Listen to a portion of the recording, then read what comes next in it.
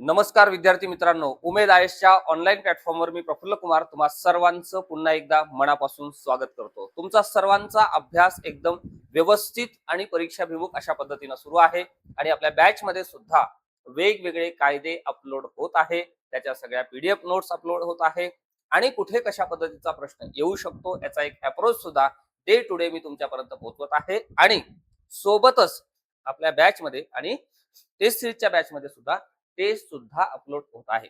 म्हणजे जे काही भाग आपण घेतो त्याच्या पीडीएफ नोट्स आणि टेस्ट पेपर सुद्धा तुम्हाला अवेलेबल होत आहे। यातून काय होत आहे, तुमच्या अभ्यासाला गती मिळत आहे आणि जे जे मंडळी या ठिकाणी प्रामाणिकपणे आपल्या बॅचच्या माध्यमातून अभ्यास करताय निश्चितपणे त्यांना यश मिळणार आहे, यात कुठेही शंका नाही। मात्र याची परीक्षा कधी होईल आणि सर प्रश्न असेच येतील का, असे भरपूर सारे फोन मेसेजेस आहेत।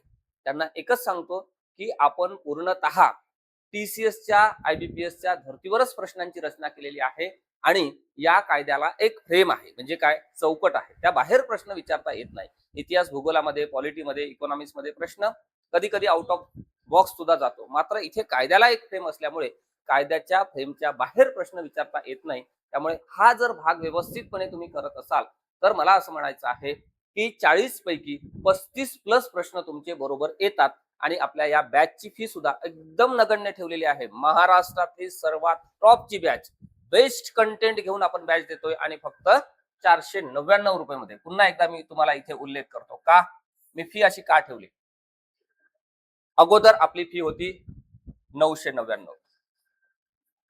विद्यार्थी मित्रांचा आग्रह होता की सर आमची फी काही कमी करता येते का, मग आपण ही फी सर्वांसाठी आता 499 रुपयेच ठेवलेली आहे आणि ही जी ऑफर आहे आपली, ही ऑफर परीक्षेचा फॉर्म भरण्यापर्यंतची आहे।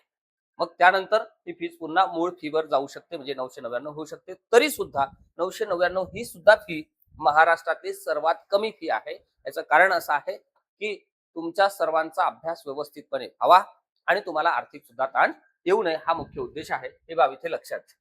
ओके, ज्यांनी ज्यांनी निरीक्षक पद साठी टार्गेट केलेला आहे किंवा काही मंडळींनी लेखापाल साठी टार्गेट केला आहे आणि काही लोकांनी स्टेनोग्राफर म्हणजे लघु टंकलेखक यासाठी टार्गेट केलेला आहे, त्या सर्वांसाठी हे सर्व कायदे समान आहे। 2 कायदे स्पेशल आपल्याला दिलेले आहेत आणि इतर कायद्यांचा उल्लेख त्या ठिकाणी केलेला आहे। इतर कायद्यांमध्ये जवळपास एक 10-12 कायद्यांचा अभ्यास आपल्याला त्या ठिकाणी करावा लागतो, जो कामगार विभागाच्या संबंधित आहे। किमान तेवढा सगळा पार्ट आपण जर व्यवस्थित केला तर मला असं वाटतं हे पद तुमचंच निश्चितपणे आहे। बाल कामगार प्रतिबंध विनियमन अधिनियम 1986 आज आपण अभ्यासणार आहोत। आता इथे प्रश्न कसा येतो की बाल कामगार प्रतिबंध आणि विनियमन अधिनियम कोणत्या वर्षीचा आहे, कोणत्या वर्षीचा आहे। आता आज तुम्हाला हे सोपं वाटत असेल, सर तुम्ही काय आम्हाला असं पहिल्या वर्गासारखं शिकवता की कोणत्या वर्षाचा आहे, 1986 काही आम्हाला आठवणार नाही का। आता आठवणार, त्याबद्दल कुठेही डाऊट नाही। मात्र जर गॅप पडला, मला येते किंवा मला आठवते या भ्रमामध्ये जर आपण ह्या ऑब्जेक्टिव्ह परीक्षांमध्ये सातत्य ब्रेक केलं किंवा सराव कमी पडला तर मार्क्स येत नाही। म्हणून कितीही सोपं कंटेंट असू द्या, कितीही सोपा प्रश्न असू द्या, त्याला सिरियस घ्या। कठीण असेल तरी त्याला सिरियस घ्या, ही बाब इथे लक्षात घ्या। कठीण असेल तर आपण निश्चितपणे सिरियस घेतो। इथे आपला एक प्रश्न काय झाला, ओके झाला, 1986। आता आपण स्टेप बाय स्टेप हा संपूर्ण जो अधिनियम आहे तो व्यवस्थितपणे शिकण्याचा या ठिकाणी प्रयत्न करू। ओके, चला। बालकांना विवक्षित नोकऱ्यांमध्ये गुंतवण्यास प्रतिबंध करण्यासाठी आणि विवक्षित अन्य नोकऱ्यांमधील बालकांच्या कामाच्या शर्तीचे विनियमन करण्यासाठी हा अधिनियम त्या ठिकाणी पारित करण्यात आला। भारतीय गणराज्याच्या 37व्या वर्षी संसदेकडून पुढील प्रमाणे अधिनियमित हो। ही बाब इथे लक्षात घ्या। कायद्याचा उद्देश तुम्हाला समजला। आता पहा, इथे वेगवेगळे कलम आपल्याला अभ्यासायचे आहे आणि या सगळ्या कलमांवर आधारित प्रश्न कसा येतो तर अगेन रिपीट करतो, त्या कलमामध्ये कोणकोणत्या बाबी सांगितलेल्या आहेत, त्या कलमाच्या उपकलमामध्ये कोणकोणत्या बाबी सांगितलेल्या आहेत आणि कोणत्या बाबी कोणत्या कलमामध्ये सांगितलेल्या आहेत या संदर्भाने थेट सरळ प्रश्न विचारले जाऊ शकतात। सोबतच मल्टी लाइनर प्रश्न विचारले जाऊ शकतात, म्हणजे एक सेंटेन्स, 2 सेंटेन्स पुढील विधानांचा विचार करा, कोणतं योग्य आहे कोणतं अयोग्य आहे या संदर्भाने प्रश्न आपल्याला निश्चितपणे विचारले जाऊ शकतात. त्यानंतरचा प्रश्न कसा विचारला जाऊ शकतो, एकीकडे कॉलम मध्ये आपल्याला वेगवेगळे कलम दिले जातात आणि दुसरीकडे त्या सगळ्या कलमात असलेली माहिती यांच्या योग्य जोड्या जुळवा अशा पद्धतीचा प्रश्न येऊ शकतो. आणि चौथा प्रश्न येतो तो म्हणजे उदाहरणादाखलचा प्रश्न. एखाद्या कंपनीमध्ये, एखाद्या मंडळामध्ये, एखाद्या व्यवस्थेमध्ये, संस्थेमध्ये अशी अशी व्यक्ती कामाला आहे जिचं वय हे आहे, त्यानुसार ती बालकामगार ठरते का? बालकामगाराची व्याख्या आपल्याला काय पाहिजे, पाठ पाहिजे. एखाद्या संस्थेने एखाद्या व्यक्तीला या ठिकाणी कामाला ठेवलं, त्या संस्थेवर काही कारवाई कुठल्या कायद्याने, कुठल्या कायद्याच्या कुठल्या कलमाने होऊ शकते या संदर्भानं, ज्याला आपण उदाहरणादाखलची प्रश्न म्हणतो, तशा पद्धतीचे प्रश्न इथे विचारले जाऊ शकतात, जे थोडेसे टफ आपल्याला वाटतात. का? कारण पूर्ण जर कायदा आपल्याला समजलेला असेल तर निश्चितपणे त्या भागावरचे प्रश्न आपल्याला उत्तर त्या ठिकाणी देता येतात. आणि यानंतरचा एक प्रश्न विचारला जातो, हे जे काही सगळे कायदा आपल्याला त्या ठिकाणी दिलेले आहेत ते सगळे कायदे आणि त्यांचे वर्ष यावर सुद्धा जोड्या लावाच्या संदर्भामध्ये प्रश्न निश्चितपणे विचारला जाऊ शकतो. ओके, अशा पद्धतीचे प्रश्न इथे विचारले जातात. आणि सोबतच हा संपूर्ण भाग व्यवस्थितपणे समजून घेत असताना इथे सुद्धा कशा पद्धतीचा प्रश्न त्या ठिकाणी ह्या कंटेंटवर आधारित तयार होतो हे सुद्धा मी वेळोवेळी तुम्हाला जिथे जिथे सांगतो त्या ठिकाणी तुम्ही व्यवस्थितपणे आपल्या नोट्स मध्ये मार्क करून घ्या आणि त्याला मल्टिपल वेळेस रिवाइज करा. पेपर सोडवत असताना जो भाग आपण अभ्यासलेला आहे, ज्याची रिव्हिजन केलेली आहे, त्यावर एकही प्रश्न चुकता कामा नये अशा पद्धतीची स्ट्रॅटेजी आपली असू द्या. पद निश्चितपणे तुमचंच आहे. ओके, चला पुढे जाऊ. भाग एक आहे. भाग एक मध्ये आपल्याला काय सांगितलेलं आहे, प्रारंभी कलम क्रमांक 1 संक्षिप्त नाव, विस्तार आणि प्रारंभ. पहा, एक उपकलम 1 नुसार या अधिनियमास बाल कामगार प्रतिबंध विनियमन अधिनियम 1986 असे म्हणावे. आता तुम्हाला प्रश्न विचारला जातो की हे कुठे सांगितलेलं आहे, तर हे कलम 1 मध्ये सांगितलेलं आहे. ही बाब इथे लक्षात घ्या. पुढे एक उपकलम 2 मध्ये सांगितलं याचा संपूर्ण विस्तार कुठे आहे, कुठे आहे, संपूर्ण भारतभर आहे. फक्त महाराष्ट्रात लागू आहे का हा? नाही, संपूर्ण भारतामध्ये लागू आहे. ही बाब इथे लक्षात घ्या. म्हणजे इथे तुम्हाला दुसरा क्वेश्चन तयार होऊ शकतो. इथे जर एक प्रश्न तयार झाला तर इथे दुसरा प्रश्न तयार झालेला आहे. किंवा तिसरा प्रश्न तयार होतो कसा, विधान क्रमांक 1 बाल कामगार प्रतिबंध आणि विनियमन अधिनियम 1986 या वर्षीचा आहे. दुसरं विधान, हा अधिनियम संपूर्ण महाराष्ट्रात लागू आहे किंवा फक्त महाराष्ट्रात लागू आहे. मग सेंटेन्स ए बरोबर आहे का, सेंटेन्स बी बरोबर आहे का, विधान ए बरोबर आहे का, विधान बी बरोबर आहे का, या संदर्भानं प्रश्न विचारले जातात. कंटेंट पाहिल्यानंतर ज्यांना प्रश्न कसा फ्रेम होऊ शकतो हे कळते, त्यांना योग्य दिशेने अभ्यास करता येतं असा माझा अर्थ आहे. ओके, म्हणजे मी तुम्हाला फक्त शिकवतच नाहीये, तुम्हाला तुमच्या मार्कांमध्ये भर टाकत असताना एखाद्या विषयाला, एखाद्या कायद्याला कशा पद्धतीनं आपण अभ्यासलं पाहिजे याची एक बेस्ट अशा पद्धतीची स्ट्रॅटेजी सुद्धा सांगतोय, जेणेकरून तुमचं कॉन्सन्ट्रेशन या सगळ्यांवरच निश्चितपणे वाढेल. ओके, चला पुढे बघा. 1.3 मध्ये काय सांगितलं पहा. 1.3 मध्ये आपल्याला सांगितलेलं आहे, या अधिनियमाचा भाग 3 खेरीज करून सर्व तरतुदी ताबडतोब अंमलात येतील आणि केंद्र सरकार शासकीय राजपत्रातील अधिसूचनेद्वारे नियत करील अशा दिनांकास भाग 3 अंमलात येईल आणि निरनिराळ्या राज्यासाठी व निरनिराळ्या वर्गाच्या आस्थापनासाठी निरनिराळे दिनांक नियत करता येतील. हे कुठे सांगितलं आपल्याला, कलम क्रमांक 1 मध्ये सांगितलेलं आहे. करेक्ट, इथपर्यंत समजत आहे? अगेन रिपीट करतो, प्रत्येक लेक्चर मध्ये हेच तुम्हाला सांगतो मी.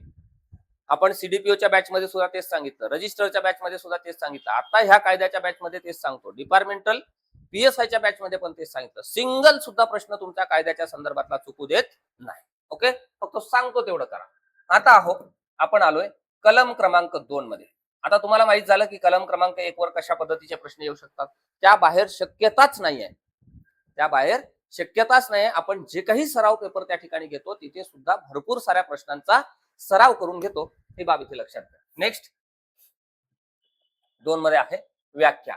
या अधिनियमात संदर्भानुसार अन्यथा आवश्यक नसेल तर 2.1 नुसार समुचित, इथे पाहिजे शासन, काय पाहिजे सामन झालं, प्रिंट मिस्टेक आहे.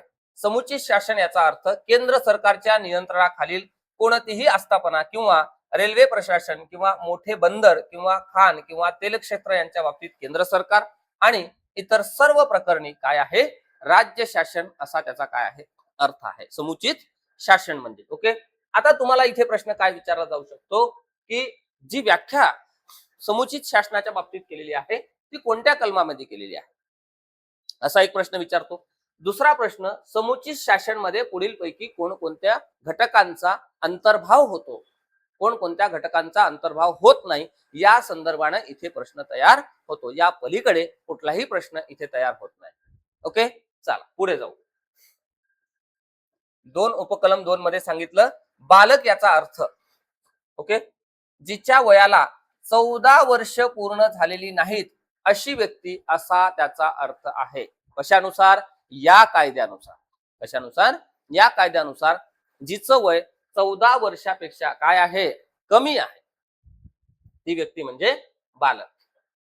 पुढे 3 मध्ये दिलेला आहे दिवस याचा अर्थ काय. पहा, आपल्याला काय वाटतो दिवस म्हणजे आपण अभ्यासाला सुरुवात केला तो दिवस, आपण कामाला सुरुवात केला तो तिथून दिवस, असा नाही.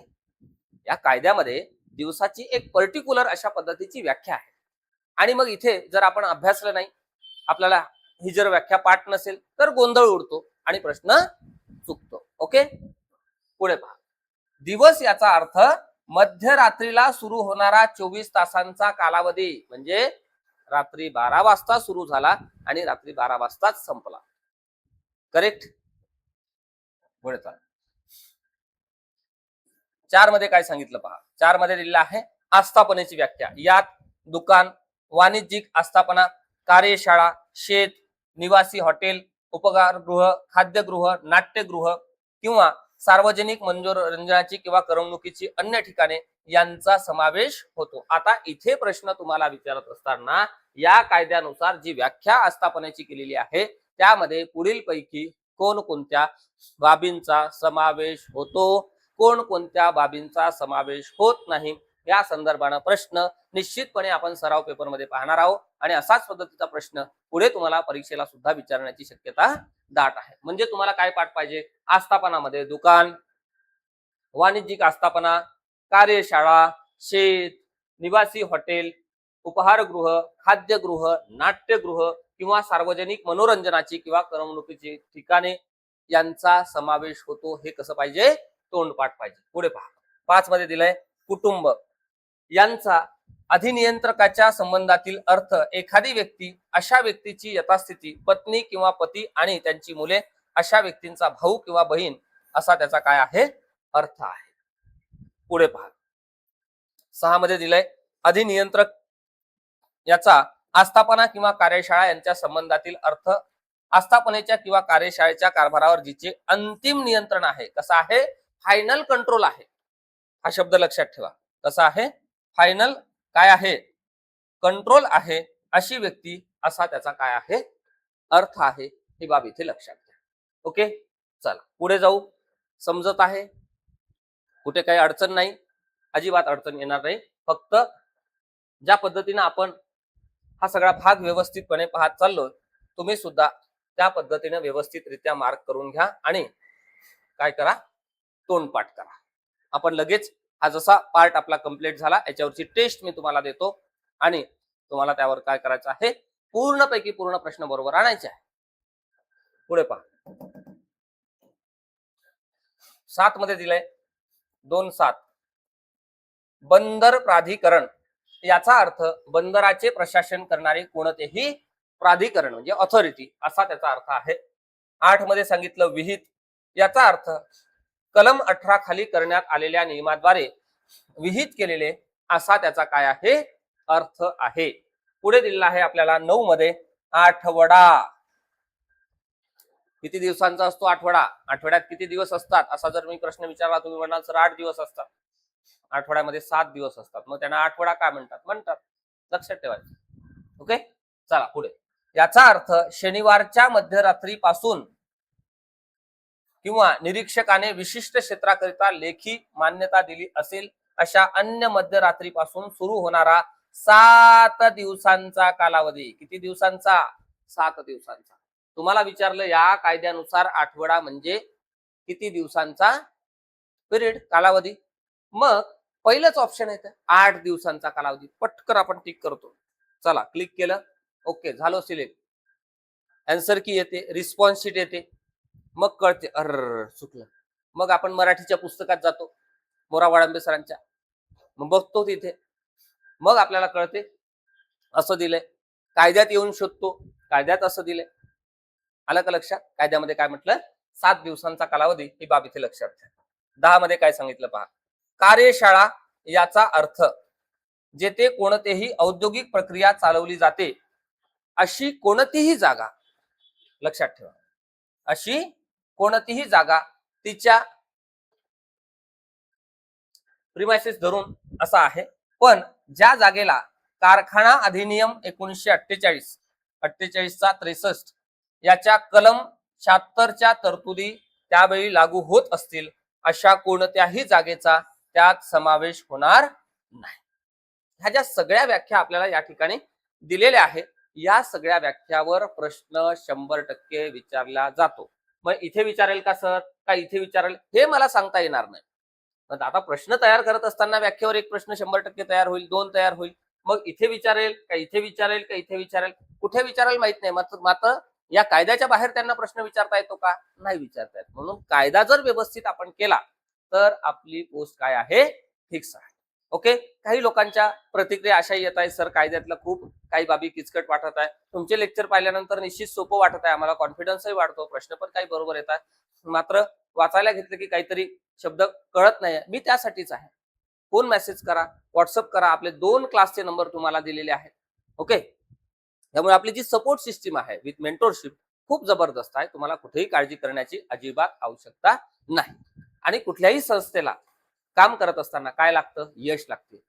तुमचा निकाल, आता आपल्या कामगार आयुक्ताच्या बॅच मधून 100 विद्यार्थी सिलेक्ट झाले, 50 विद्यार्थी सिलेक्ट झाले, 20 विद्यार्थी सिलेक्ट झाले, त्यापेक्षा जास्त झाले पाहिजे असं संस्था चालकांना वाटत असते, एज्युकेटरला वाटत असते, संस्थेला वाटत असते.